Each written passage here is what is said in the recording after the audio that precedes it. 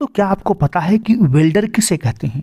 Welder trade से ITI करने के बाद आपको कहाँ कहाँ नौकरी की संभावनाएं हो सकती हैं, और अगर आप जॉब करेंगे सरकारी में अथवा प्राइवेट में तो आपको कितनी सैलरी मिलती है दोस्तों। और वेल्डर से आईटीआई के बाद आप क्या क्या कर सकते हैं, ये सभी जानकारी आपको इस वीडियो के माध्यम से मिलेंगी। तो दोस्तों लगातार बने रहिए हमारे साथ। मैं दीपांशु वाजपेयी आपका हार्दिक हार्दिक स्वागत करता हूँ अपने यूट्यूब चैनल गाइडलाइन हब पर। दोस्तों वेल्डिंग धातु के पार्ट्स या जाब को आपस में स्थायी रूप से जोड़ने की एक विधि है। जैसे कि लोहा, इस्पात, स्टील जैसे अन्य धातुओं के दो पार्ट्स को आपस में जोड़ता है, उसे हम वेल्डर कहते हैं।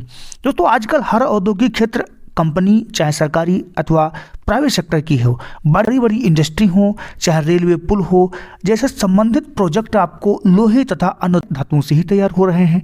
तथा इस प्रकार आज के समय वेल्डर की डिमांड हर क्षेत्र में काफ़ी बढ़ गई है।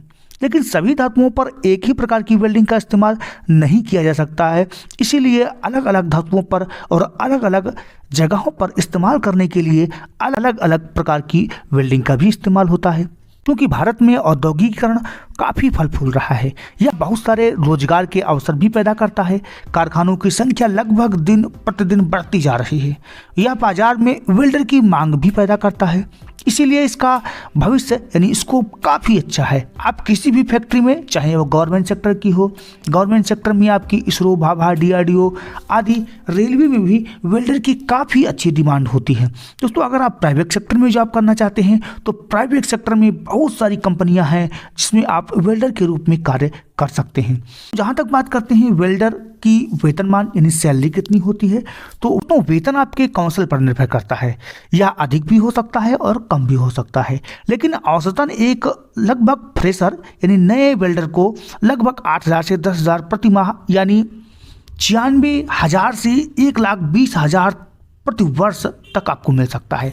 यही अगर आप गवर्नमेंट सेक्टर में जाते हैं, गवर्नमेंट में आपकी जॉब लग जाती है तो 25,000 से स्टार्टिंग होती है आपकी, और अधिकतम आपकी लगभग 1,20,000 प्रति माह तक भी हो सकती है। तो अब हम देखते हैं कि आखिर वेल्डर के लिए आवश्यक कुशलता क्या होती है। दोस्तों वेल्डर का सबसे पहली आवश्यक कुशलता होती है कि उम्मीदवार को शारीरिक रूप से आपको फिट होना चाहिए।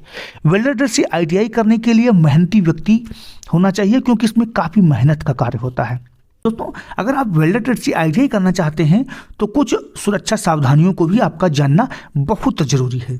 अब हम बात करते हैं दोस्तों कि आईटीआई वेल्डर ट्रेड से करने के बाद में आपको क्या कर सकते हैं, क्या करना चाहिए या क्या कर सकते हैं।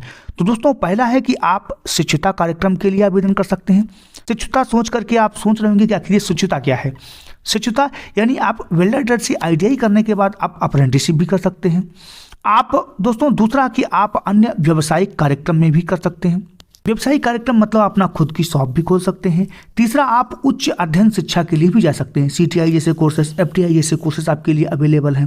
टूल रूम, एमएसएमई के द्वारा जो कोर्स संचालित होते हैं वहाँ भी आप कोर्स कर सकते हैं।